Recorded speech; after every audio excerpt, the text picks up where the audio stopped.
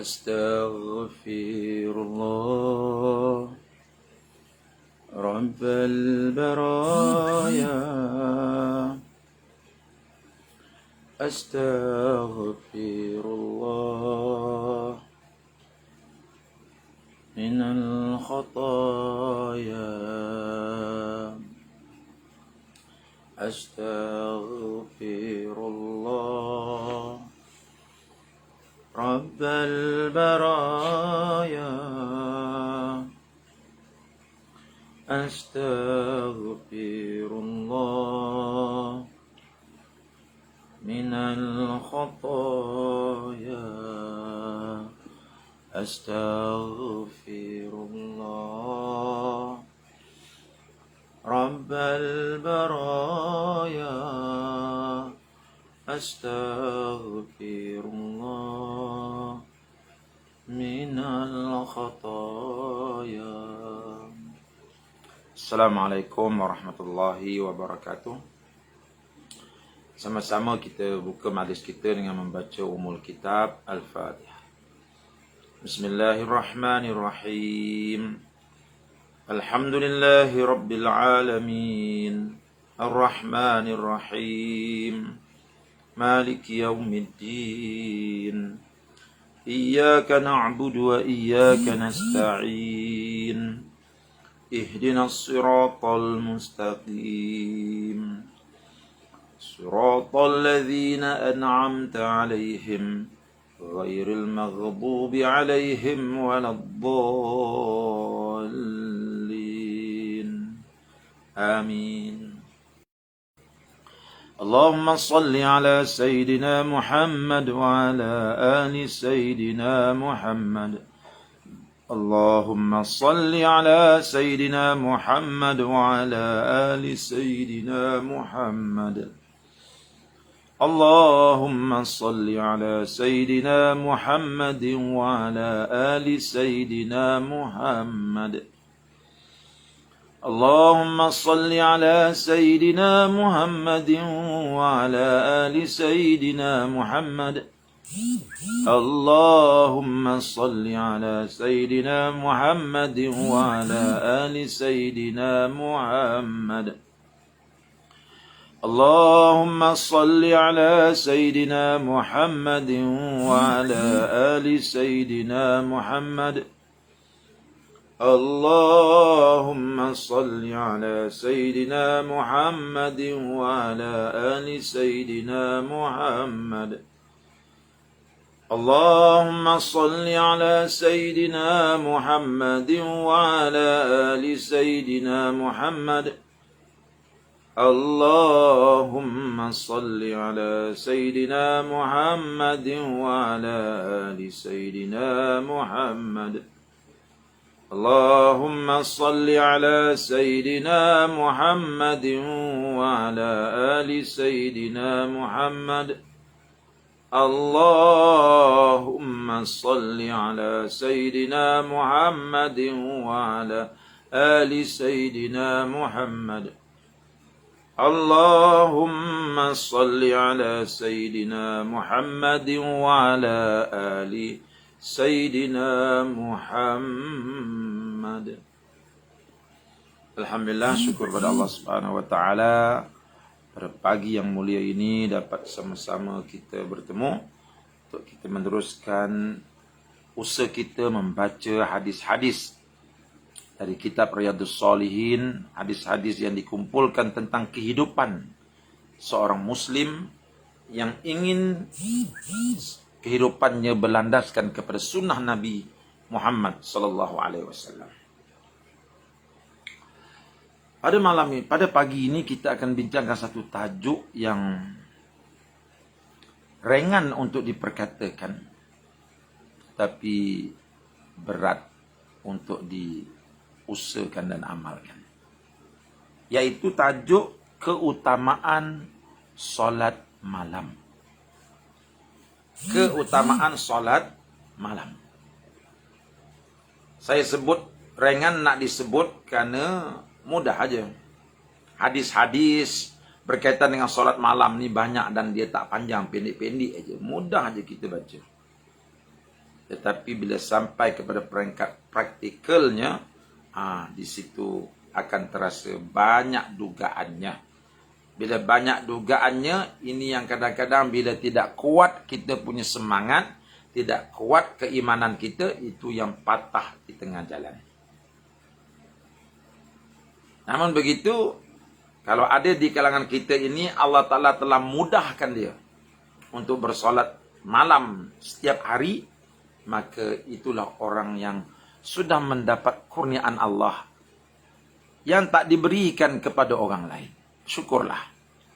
Karena itu kurniaan yang sangat besar. Bukan mudah. Bukan semua orang mampu untuk bangun malam. Bukan semua orang mampu untuk menghidupkan malam dengan ibadat. Siapa di kalangan kita yang telah dipermudahkan oleh Allah, itu tanda Allah sangat menyayangi kita. Tuan-tuan yang dihormati sekalian, seorang Muslim jika ingin berjaya dunia akhirat, kena bangun malam. Walaupun sekadar 2 rakaat. Walaupun sekadar 2 rakaat. Sebab bila kita tidur malam ini, ketika itu kita sedang letih. Kita nak mencari kerehatan. Jadi memang dalam diri kita ni nafsu tidur tu melonjak-lonjak pada waktu itu. Jadi bila kita tidur tu, sebenarnya kita sedang memperkenankan kehendak nafsu kita. Dan juga tuntutan badan kita. Jadi untuk bangun tu bukan mudah. Tiba-tiba seorang itu berjaya bangun. Walaupun sekadar 2 rakaat. Bermakna dia telah berjaya mengenepikan nafsu dia. Dia telah berjaya mengenepikan tuntutan fizikal badan dia. Dia telah berjaya mengenepikan segala perkara yang dilintaskan oleh syaitan pada fikirannya. Dan dia telah berjaya mendahulukan Allah sebagai sesuatu yang perlu didahulukan. Itu yang besar tu. Itu yang hebatnya bangun malam tu. Orang yang bangun malam ini orang yang telah berjaya menundukkan nafsu dia. Menundukkan kehendak diri dia. Kehendak diri memang nak tidur. Kehendak diri memang nak berselubung dalam selimut. Tetapi bila orang itu berjaya bangun, walaupun sekadar 2 rakaat, orang ini hebat. Sebab dia telah berjaya menundukkan nafsunya. Dia telah berjaya mendahulukan Allah dalam hidup kita. Barulah betul janji yang dia ungkapkan dalam solat. Inna solati wa nusuki wa mahyaya wa mamati lillahi rabbil alamin. Sesungguhnya sembahyangku, hidupku, matiku, buat apa kerja pun yang aku lakukan, semuanya untuk Allah. Lillahi rabbil alamin. Untuk Allah pentadbir sekalian alam. Semuanya untuk Allah. Jadi kalau dah hidup ini kita wakafkan seluruh hidup kita untuk Allah, maka sudah pasti bangun malam itu adalah sebahagian daripadanya. Mari kita dengar ayat Quran dahulu tentang gesaan Allah supaya kita ini bangun malam, menghidupkan malam dengan ibadat. Qala Allah Ta'ala, bismillahirrahmanirrahim, wa minal laili fatahajjad bihi nafilah. Wa minal laili fatahajjad bihi nafilatan laka asa an yab'athaka rabbuka maqaman mahmuda.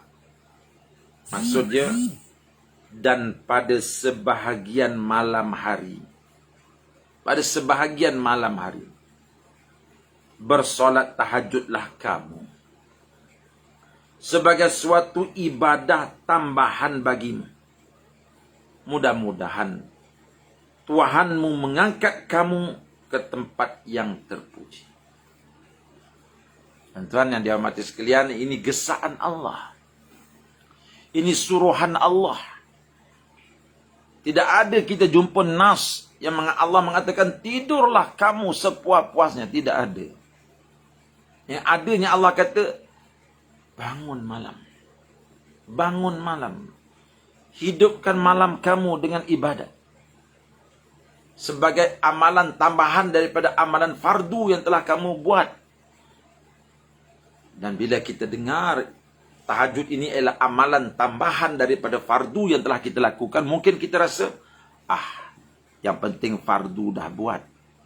Yang penting fardu dah buat. Ingat, dalam ayat ini Allah tambah lagi, apa katanya?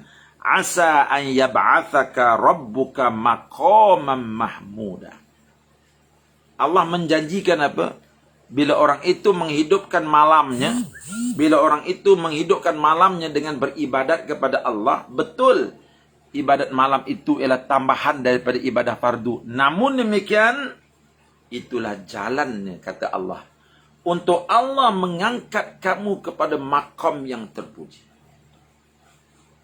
Memanglah solat tahajud malam itu, qiyamul lail itu, ya, adalah merupakan amal tambahan daripada amal fardu. Tetapi jangan pandang mudah. Sebab apa? Sebab ialah jalan yang dilentangkan oleh Allah, yang dibentangkan oleh Allah untuk kita lalui kalau kita ingin maqam kita, kedudukan kita di sisi Allah, kedudukan yang mengharumkan. Inilah jalan untuk kamu meningkatkan maqam kamu. Inilah jalan untuk kamu meningkatkan ketakwaan kamu. Bangun malam. Di saat orang semua sedang tidur, suasana sepi, sejuk, ketika itu kita tinggalkan tilam bantal kita menghadap Allah. Nafsu kita tinggalkan, ya, kehendak fizikal kita tinggalkan, kita kedepankan Allah. Sebab itu Allah kata, buat. Karena inilah jalan untuk kamu meningkatkan maqam kepujian kamu di sisi Allah Subhanahu wa taala. Ya. Jadi tuan-tuan yang dikasih sekalian, begitulah hebatnya solat tahajud. Sebab itu orang yang bersolat tahajud ini, tuan-tuan, ialah ahli syurga yang masih lagi berjalan di atas muka bumi ini. Nanti kita tunggukan hadisnya. Orang yang bersolat tahajud, yang istiqamah solatnya, ialah ahli syurga yang berjalan di atas muka bumi tetapi belum lagi dimatikan. Begitu tingginya kedudukan orang yang menjaga solat malam mereka. Allah sebut dalam surah As-Sajdah ayat yang ke-16, tatajafa junubuhum 'anil madaji'. Lambung mereka jauh dari tempat tidur. Ya.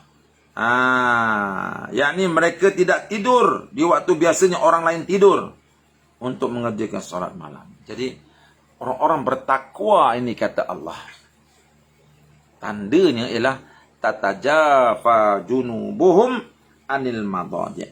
Lambung mereka, punggung mereka, tulang belakang mereka jauh daripada tempat tidur mereka. Maknanya ketika orang sedang berbaringan, mereka tidak berbaring, tetapi mereka sujud di atas tikar semayang kepada Allah. Di waktu orang sedang berpelukan dengan bantal peluknya, berselimut dengan selimutnya yang tebal, ketika tiba-tiba orang bertakwa itu sifatnya ialah dia jauhkan tulang belakangnya daripada tempat tidur. Dia jauhkan diri dia daripada tidur di ketika orang lain sedang tidur. Ini sifat orang bertakwa, kata Allah. Tuan-tuan yang dihormati sekalian, mari kita dengar hadis Nabi SAW berkaitan dengan orang yang bangun malam ini. An Aisyah radhiyallahu anha qalat kana Nabi SAW yaqumu minal laili hatta tafattara qadamahu faqultu lahu lima tasna'u hadha ya Rasulullah wa qad ghufira laka ma taqaddama min dhanbika wa ma ta'akhkhar qala afala akunu 'abdan syakura. Hadis ini daripada Sayyidatina Aisyah radhiyallahu anha. Nabi SAW sentiasa mengerjakan solat sunnah pada waktu malam sehingga bengkak-bengkak dua mata kakinya. Kemudian saya berkata kepada beliau, wahai Rasulullah, kenapalah Tuan berbuat demikian, padahal semua dosa Tuan, baik yang telah lampau maupun yang akan datang, sudah pun diampuni Allah. Lalu beliau menjawab, tidakkah saya selayaknya menjadi hamba yang bersyukur? walaupun Nabi sudah menjadi kekasih Allah, dosanya diampunkan sentiasa oleh Allah. Kalau ada dosa, Nabi itu maksum. Walaupun dia sudah sampai kepada peringkat kekasih Allah, dia masih lagi mencari malam sebagai waktu untuk dia beribadat kepada Allah. Dan seringkali kaki Nabi, ujung jari-jari kaki Nabi menjadi bengkak. Kenapa? Karena lamanya Nabi berdiri ketika sembahyang. Ayat yang dibacanya panjang-panjang ketika sembahyang, sampai bengkak kakinya. Bila Aisyah tanya, ya Rasulullah, bukankah Rasulullah ini kekasih Allah? Kalau ada dosa, Allah Ta'ala ampunkan dosa. Mengapa begini ya Rasulullah? Sampai bengkak-bengkak kaki solat. Dia kata, apalah aku nak abdan syakur. Satu saja aku nak buat. Aku nak buat begini, supaya aku ni jadi hamba Allah yang bersyukur. Ini tanda terima kasih aku kepada Allah di atas segala nikmat yang diberi pada aku. Walaupun aku ini kekasih Allah, tetapi aku mesti bersyukur dengan dia. Dan tanda kesyukuran aku ialah aku mengenepikan tidur aku, pergi sujud kepada Allah Subhanahu wa taala.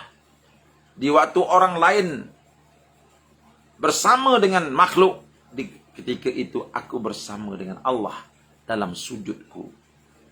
Ini hebat. Ya, ini hebat. Baik. Kita tengok hadis yang lain lagi.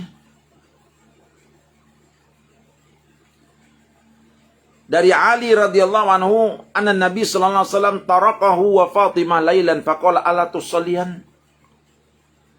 Bahwasanya Rasulullah SAW pada satu malam ketika Ali dan Fatimah sedang tidur, kemudian Rasulullah mengetuk pintu mereka seraya berkata, kenapa kalian tidak mengerjakan salat? Bayangkan tuan-tuan, Nabi ini, Fatimah itu anak perempuan dia, Ali itu menantu lelaki dia. Bila masuk sepertiga malam, dia pergi ketuk pintu rumah menantu dia, tanya, mengapa kamu tak salat malam? Bukan nak tanya supaya tunaikan solat zuhur, bukan nak tanya supaya tunaikan solat isyak yang wajib-wajib tu, tak. Nabi tanya mereka, mengapa rumah kamu ni gelap, pelita tak berpasang? Kamu tak solat malam ke? Kamu tak hidupkan malam hari dengan ibadat ke? Begitu Nabi mendidik keluarganya. Nak memastikan keluarganya menjadi keluarga yang bukan saja mendirikan solat-solat fardu, tetapi juga menjaga solat-solat malam.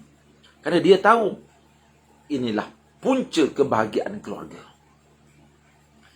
Inilah punca kebahagiaan keluarga bila mereka semua bangun malam beribadat kepada Allah Subhanahu wa taala. Minta maaf.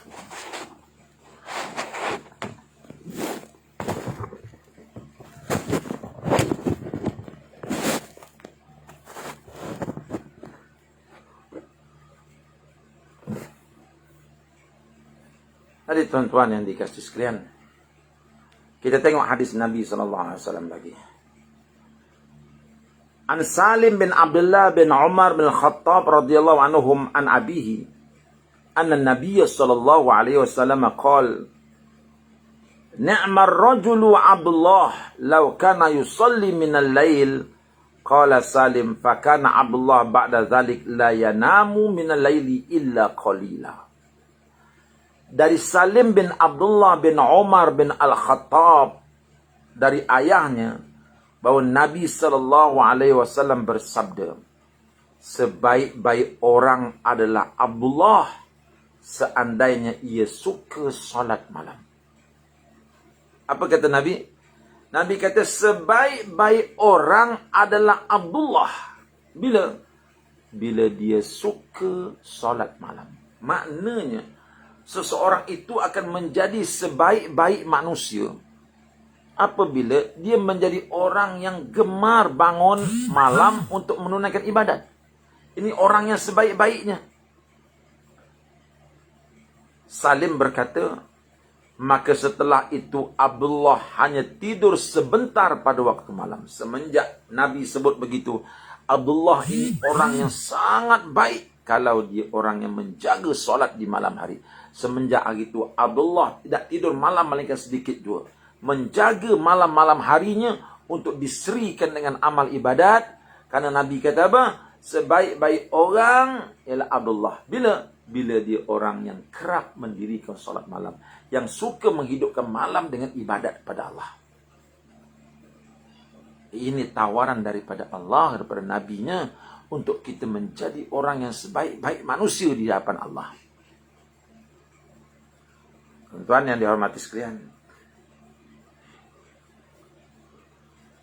An Abdullah bin Amr bin Al-As radhiyallahu anhuma qala Rasulullah sallallahu alaihi wasallam, "Ya Abdullah, la takun mithla fulan kana yaqumul laila fataraka qiyamul lail."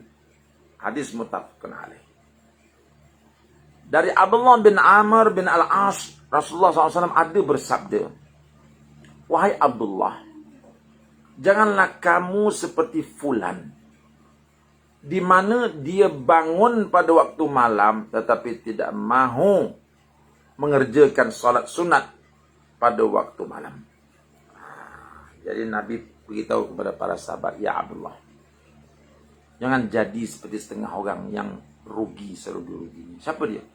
Allah Ta'ala kejutkan dia pada waktu malam. Dia dah terjaga, tiba-tiba dia tak bangun untuk tunaikan solat malam. Kadang-kadang Allah Ta'ala ni, sayangnya dia kepada kita, dihantarnya kucing mengejar tikus di malam hari. Terlanggarlah botol kat dapur tu, tersedarlah kita. Kucing itu dihantar oleh Allah. Tikus itu dihantar oleh Allah untuk menjadi asbab supaya kita ni terkejut malam dan bangun menunaikan solat malam. Ini rahmat Allah. Bila ayam berkokok, itu rahmat Allah mengejutkan kita untuk solat. Ya. Tiba-tiba buah kelapa jatuh atas bumbung kita. Bayangkan buah kelapa, bumbung pula bumbung zinc. Bunyinya macam mana? Terkejut kita. Itu rahmat Allah yang nak mengejut kita supaya bangun di malam hari. Tiba-tiba kata Nabi, orang ini telah dikejutkan di malam hari. Dia buka mata, dia tidur. Nabi kata, la takun. Jangan engkau jadi mithla fulan, seperti orang itu. Jangan jadi seperti itu. Maknanya, Nabi tak suka perbuatan itu dibuat oleh Muslim yang ingin menjadi orang yang khairul nas, sebaik-baik manusia di hadapan Allah. Karena Allah telah menghantar makhluk-makhluknya untuk mengejut kita di malam hari supaya beribadat, tetapi kita tak faham. Baik. Tuan-tuan yang dihormati sekalian.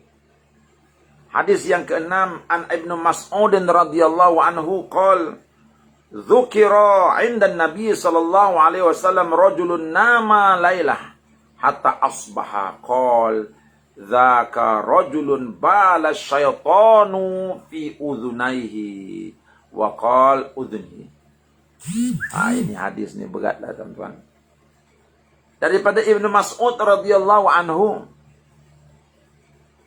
pernah di hadapan Nabi diceritakan tentang seorang yang tidur pada waktu malam sampai pagi. Dia tidak bangun pada waktu malam. Kemudian beliau bersabda, itu adalah orang yang kedua telinganya dikencing oleh syaitan. Atau beliau bersabda, telinganya telah dikencing oleh syaitan. Maknanya Nabi kata, orang yang tidur malam, direct sedar-sedar saja waktu subuh, orang ini telah dikencingkan telinganya oleh syaitan. Saya lebih suka berpegang kepada lafaz yang zahir pada hadis ini. Mungkin kalau kita tanya, kalau cium dekat telinga tu, tak ada pula bau hancing, bau kencing syaitan. Tapi di sini Nabi kata, ya, orang itu telah apa tu? Telah dikencing, ya, oleh syaitan di telinganya. Zalika rajulu bala syaitan fi udhunai. Syaitan telah kencing pada dua telinga dia. Sebab tu dia tak boleh bangun pada malam hari. Jadi kita serahkan kepada Allah dan Rasul Di mana bau kencing syaitan itu? Kita tak tahu. Cuma dalam hadis sebut, memang jelas. Syaitan telah kencing pada dua telinganya sampai dia tak bangun pada waktu malam. Beratnya nak bangun. Sebab itu bila kita tersedar pada waktu malam, terus sedar, terus beristighfar pada Allah Subhanahu Wa Taala dan terus baca doa tidur. Ya, doa bangun tidur. Dan lepas tu duduk sekejap. Dan terus kita gosok gigi.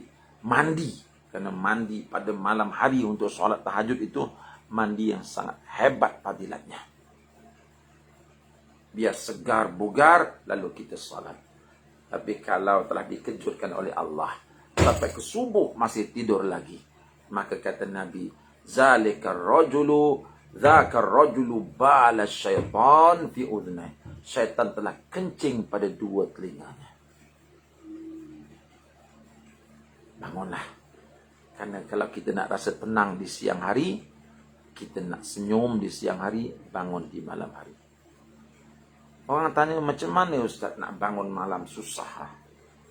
Jam dah kunci, tapi tak boleh bangun juga. Macam mana? Dalam kitab Ihya Ulumuddin, Imam Al-Ghazali turunkan kepada kita bagaimana keedah untuk mudah bangun malam. Dia kata, kita dalam hidup kita ni, waktu siang tu macam-macam kita buat kan. Kita tengok macam-macam, kita dengar macam-macam, kita bercakap macam-macam. Hati kita telah dikotori. Jadi bagi orang yang nak bangun malam, jadikan antara maghrib dengan isyak itu untuk cuci balik mata kita. Untuk cuci balik telinga kita, cuci balik mulut kita. Dengan apa? Dengan melakukan solat antara maghrib dengan isyak. Dengan menghidupkan waktu maghrib, antara maghrib dengan isyak dengan ibadat pada Allah. Baca Quran pada waktu itu, istighfar banyak-banyak pada waktu itu. Kalau tak ada kuliah di masjid. Jangan jadikan pada waktu itu waktu untuk tengok TV. Bagi orang yang nak bangun malam, itulah waktu untuk dia bersihkan semula diri dia. Supaya pada waktu malam layaklah dia dikejut oleh Allah untuk bangun malam menghadap Allah Subhanahu Wa Taala.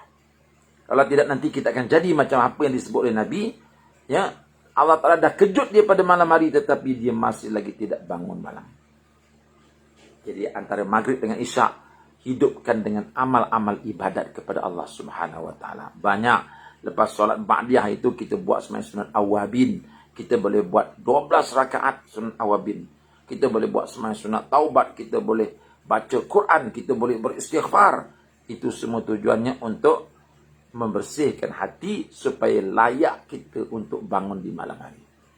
Karena nak bangun di malam hari ini tuan-tuan tidak layak untuk orang yang hidup dengan dosa. Ada seorang salafus salih, bertahun-tahun dia bangun malam untuk solat malam. Tiba-tiba pada hari itu dia tertidur. Dan tidurnya itu menjadi berhari-hari tak dapat bangun malam. Lalu bila ditanya kepada gurunya, ya, gurunya tanya, cuba periksa balik apa dosa yang kau buat. Kerana bila dah dosa ada ni, payah nak bangun malam. Dia pun fikir-fikir apa dosa aku buat. Sebab dia kerja dia mengajar. Dia mengajar budak, mengajar orang tua-tua, baca kitab, sembahyang, zikir. Itu je apa dosa aku. Oh, tiba-tiba dia teringat ada satu dosa. Dia masuk ke dalam masjid, dia tengok ada seorang lelaki sedang menangis. Hanya terlintas dalam hati dia, dia kata apa? Alah, itu air mata lakonan. Hanya terlintas, dia tak sebut kat mulut, terlintas. Guru dia kata, itulah benda yang telah menghalang kamu daripada untuk solat malam. Bayangkan tuan-tuan, kalau siang tadi kita tengok Hindustan, tiba-tiba nak bangun malam macam mana? Sebab itu, waktu maghrib dengan isyak, sucikan hati kita dengan zikrullah. Baca Quran, zikir, tasbih kepada Allah, subhanallah. Tasbih ni penting. Kita dah belajar dari itu, ada dua kalimah yang ringan disebut, tetapi berat timbangan di sisi Allah, dan sangat disukai oleh Allah. Apa dia? Subhanallah wa bihamdi, subhanallahil azim. Zikir banyak-banyak. Zikir antara maghrib dengan isyak. Zikir subhanallah wa bihamdihi, subhanallahil azim. Subhanallah wa bihamdihi, subhanallahil azim. Zikir. Sucikan Allah, bersihkan hati kita insya-Allah. Nanti Allah Ta'ala akan hadiahkan kita dengan bangun malam. Mudah untuk kita menghidupkannya. Jadi insya-Allah cukup sekadar itu kuliah kita pada pagi ini. Kita jumpa lagi esok. Aku qauli hadza wa astaghfirullahal azim li wa lakum. Assalamualaikum warahmatullahi wabarakatuh.